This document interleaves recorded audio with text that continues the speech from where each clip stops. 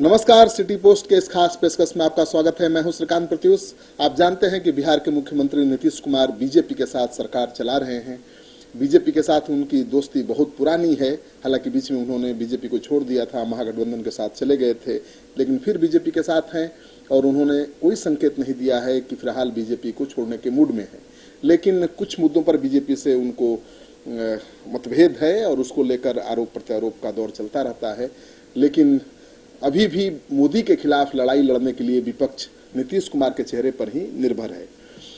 नीतीश कुमार बड़े नेता हैं, इसमें शक की कोई गुंजाइश नहीं है, लेकिन आरजेडी को भी यही लगता है कि नीतीश कुमार ही एक ऐसे नेता हैं जिसको आगे करके बीजेपी से वो लड़ाई लड़ सकती है या विपक्ष अपनी लड़ाई को आगे बढ़ा सकता है।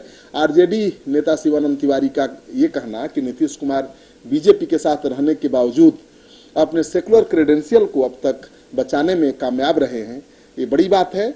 उन्होंने यहां तक कह दिया कि बिहार के मुख्यमंत्री नीतीश कुमार इकलौते ऐसे शख्स हैं राजनीति में जो देश के सभी विपक्षी दलों को स्वीकार्य हैं, सभी के बीच पॉपुलर हैं और उनके नाम पर किसी को कोई आपत्ति नहीं हो सकती है।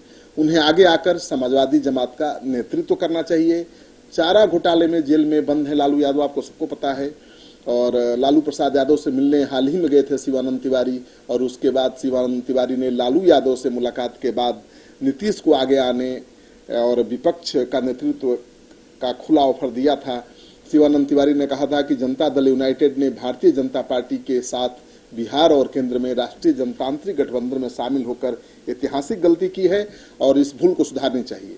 शिवानंद तिवारी का मानना है कि चूंकि आज की तारीख में केंद्र में विपक्ष के पास कोई विश्वसनीय नेता नहीं है, ऐसा कोई नेता नहीं है, ऐसा कोई चेहरा नहीं है जो विपक्ष का नेतृत्व कर सके, इसलिए उन्होंने कहा कि नीतीश कुमार को राष्ट्रीय राजनीति में आना चाहिए और सभी विपक्षी दलों को एकजुट करना चाहिए, यानी विपक्ष का नेतृत्व करना चाहिए, क्योंकि उन्होंने अभी तक अपनी धर्मनिरपेक्ष छवि को बनाए रखा है। जो उनका सेकुलर क्रेडेंशियल था बीजेपी के साथ सत्ता में भागीदारी के बावजूद वो बचा हुआ है।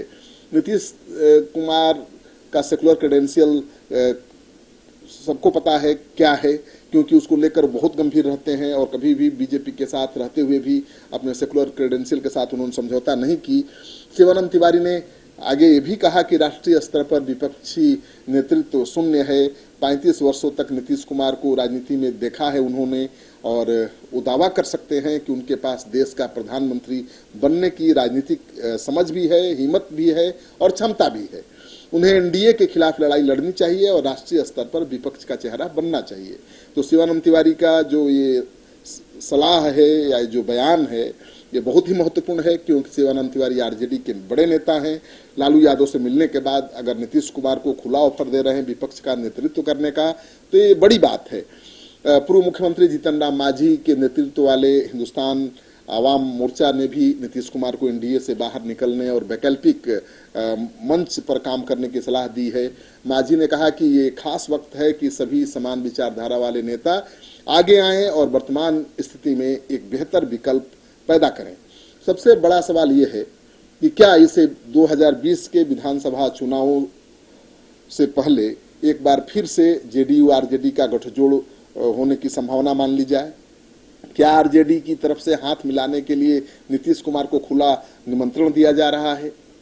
इसमें कोई शक नहीं है कि आरजेडी की तरफ से नीतीश कुमार को खुला निमंत्रण दिया जा रहा है, और ये आज से नहीं दिया जा रहा है बल्कि पिछले कुछ दिनों से दिया जा रहा है। लोकसभा चुनाव में जो दुर्गति हुई है महागठबंधन की, उसके बाद से कुछ ज्यादा ही दिया जा रहा है। नीतीश कुमार ने 2015 के विधानसभा चुनाव में आरजेडी और कांग्रेस के साथ गठबंधन किया था और बिहार विधानसभा चुनाव भी लड़ा था। सरकार बनाने में उन्हें कामयाबी भी मिली थी। पार्टी के नेता तेजस्वी प्रसाद यादव की राजनीति से कथित नाराजगी कह लीजिए या फिर घर का विवाद विपक्ष का नेतृत्व करने में बिल्कुल असफल रहे हैं, और महागठबंधन के नेता ही उनके नेतृत्व को लेकर सवाल उठा रहे हैं। मांझी कह भी चुके हैं कि तेजस्वी यादव महागठबंधन के नेता नहीं हैं, आरजेडी के नेता हैं, और आरजेडी के नेता परेशान हैं, हलकान हैं कि उनका जो नेता है, प्रतिपक्ष का नेता है, सो सदन में नहीं रहा और पिछले 2 महीने से राजनीतिक रूप से सक्रिय नहीं है। हालांकि तेजस्वी अब पटना आ चुके हैं, और सबसे खास बात यह है कि तेजस्वी यादव अपने बड़े भाई तेज प्रताप यादव और बहन मीसा भारती की दखलंदाजी से परेशान हैं। सूत्रों का कहना है कि वो लालू यादव को अपनी भावनाओं से अवगत करा चुके हैं। वो पार्टी का कमान या पार्टी का नेतृत्व तभी करेंगे जब बड़ी बहन मीसा भारती और बड़े भाई तेज प्रताप का पार्टी में दखल न हो, यानी उनको पार्टी से बाहर का रास्ता दिखाना चाहते हैं या उनको पार्टी में जो उनकी भूमिका है उसको खत्म करना चाहते हैं। जाहिर है कोई भी पार्टी का नेतृत्व करेगा तो उसके हाथ में पूरा पावर होना चाहिए। राष्ट्रीय अध्यक्ष लालू यादव रहेंगे, पूरा पावर लेकर अगर वहां पर बैठे रहेंगे तो तेजस्वी यादव पार्टी को नहीं संभाल पाएंगे और शायद तेजस्वी यादव के साथ यही हो रहा है। तो ये भी चर्चा चल रही है कि तेजस्वी यादव अगले आरजेडी के राष्ट्रीय अध्यक्ष हो सकते हैं। तेजस्वी सेल कंपनियों और आरआरसीटीसी घोटाले के मामलों में फंसे हुए हैं। कानूनी दावपेच से लगातार वो छुटकारा पाने की कोशिश करते हुए दिख रहे हैं। राजनीति में नए सिरे से शुरुआत करने से पहले इन मामलों से निपटने में जुटे हुए हैं, क्योंकि आरजेडी के जो नेता हैं, आरजेडी के नेता जब सवाल उठा कि तेजस्वी यादव कहाँ हैं, तो लगातार वो सफाई दे रहे थे कि तेजस्वी यादव को बीजेपी ने मुकदमों में, झूठे मुकदमों में फंसा दिया है और उन मुकदमों की वजह से उनको कोर्ट कचहरी का चक्कर लगाना पड़ रहा है, वकीलों के यहाँ जाना पड़ रहा है और इस वजह से वो राजनीतिक रूप से सक्रिय नहीं हो पा रहे हैं। ऐसी भी चर्चा है कि तेजस्वी ने अपने खिलाफ दर्ज मामलों में कुछ राहत पाने के लिए एनडीए पर हमले कम कर दिए हैं। सूत्रों के अनुसार पार्टी के अंदर से पार्टी को संचालित करने के लिए नए कार्यकारी अध्यक्ष की मांग भी उठने लगी है। एक आरजेडी नेता जो अपना नाम नहीं बताना चाहते हैं, उनका कहना है कि लालू प्रसाद यादव की अनुपस्थिति में सहयोगी दलों के साथ राजनीतिक हालात पर बातचीत करने के लिए कोई नेता उनके पास मौजूद नहीं है। जाहिर है बीजेपी को मात देने के लिए विधानसभा चुनाव से पहले महागठबंधन के नेता नीतीश कुमार के नेतृत्व में विपक्ष को एकजुट करने की उम्मीद अभी भी लगाए हुए है। जेडीयू ने पहले ही संसद के दोनों सदनों में ट्रिपल तलाक यानी 3 तलाक विधेयक और अनुच्छेद 370 का विरोध किया है। पार्टी के पास समान नागरिक संहिता और राम मंदिर को लेकर भी साफ स्टैंड है, बीजेपी से जो अलग है, और ऐसे में विपक्ष को नीतीश कुमार को अपने साथ लाने का एक माकूल मौका दिख रहा है। विपक्ष को लगता है कि नीतीश कुमार कुछ मुद्दों पर बीजेपी से नाराज हैं, उनका मतभेद है और इस वजह से वो बीजेपी का साथ छोड़ सकते हैं। सबसे खास बात यह है कि बिहार में भले ही जेडीयू एनडीए का हिस्सा है, लेकिन उसने इस 4 साल में 4 राज्यों के विधानसभा चुनाव जो होने वाले हैं इस साल, उसको लेकर विशेष तैयारी किया है और चारों राज्यों में अकेले चुनाव लड़ने का फैसला किया है। यानी बिहार में बीजेपी जेडीयू की सरकार चल रही है, लेकिन झारखंड में, हरियाणा में, दिल्ली में, महाराष्ट्र में जो भी 4 राज्य हैं हिंदी क्षेत्र के, वहां पर उसने अलग से चुनाव लड़ने का ऐलान कर दिया है। मतलब साफ है कि नीतीश कुमार अपनी पार्टी को राष्ट्रीय पार्टी बनाना चाहते हैं और उसकी तैयारी में जुटे हुए हैं। 2020 तक एक राष्ट्रीय पार्टी का दर्जा हासिल करने के लिए नीतीश कुमार एड़ी चोटी का जोर लगाए हुए हैं। बिहार और अरुणाचल प्रदेश में एक मान्यता प्राप्त पार्टी बन जाने के बाद नीतीश कुमार की नज़र देश के और राज्यों पर टिकी है, जहां पर वो पार्टी का विस्तार करना चाहते हैं। पार्टी सूत्रों के अनुसार नीतीश कुमार राष्ट्रीय राजनीति में दखल देने के पहले हिंदी हार्टलैंड और उत्तर पूर्वी राज्यों में अपनी ताकत बढ़ाना चाहते हैं। वो क्षेत्रीय नेताओं जैसे अखिलेश यादव, मायावती, ममता बनर्जी, नवीन पटनायक से बड़ी रेखा खींचने की कोशिश कर रहे हैं। और खास बात यह है कि विपक्ष के पास उनसे बड़ा साफ सुथरा और बड़ा चेहरा मोदी के मुकाबले के लिए है भी नहीं।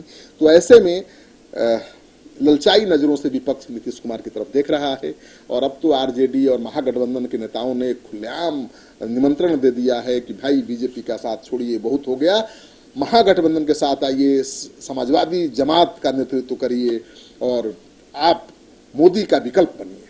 अब देखिए नीतीश कुमार के हाथ में फैसला है, फैसला तो नीतीश कुमार को लेना है क्योंकि न्योता तो मिल रहा है। कांग्रेस को भी उनके नाम पर एतराज नहीं है। लालू यादव अगर साथ हैं तो अखिलेश और मुलायम भी साथ होंगे। मायावती के पास कोई रास्ता नहीं है। ममता बनर्जी तो साथ हैं ही क्योंकि उनके लिए जेडीयू के राष्ट्रीय उपाध्यक्ष प्रशांत किशोर काम कर रहे हैं। तो नीतीश कुमार तैयारी तो जरूर कर रहे हैं कि अगर अलग होना पड़ा बीजेपी से तो अपने बलबूते पर वो कैसे अपनी राजनीति को आगे बढ़ाएंगे। लेकिन मुझे लगता है कि विधानसभा चुनाव जो बिहार का होना है 2020 में, उसके कुछ दिन पहले कोई बड़ा फैसला नीतीश कुमार ले सकते हैं और कब लेंगे, जब बीजेपी उनको मजबूर कर देगी। आपको ये कार्यक्रम अच्छा लगे तो दोस्तों के साथ इस वीडियो को खूब शेयर करिए। अगर आपने अब तक हमारा चैनल सब्सक्राइब नहीं किया है तो कर लीजिए और बेल आइकन दबाना बिल्कुल मत भूलिए, तभी आप तक हमारी खबरें सबसे पहले पहुंचेंगी। सहयोग समर्थन के लिए बहुत बहुत आभार, धन्यवाद। क्या आप जानते हैं कि घर बैठे आप अपनी स्वास्थ्य समस्याओं का सलूशन पा सकते हैं सॉफ्टकेयर मोबाइल ऐप के द्वारा। अधिक जानकारी के लिए आप संपर्क कर सकते हैं। हमारे फोन नंबर्स हैं 9472981111, 9472982222। सॉफ्टकेयर app, solution at your fingertips।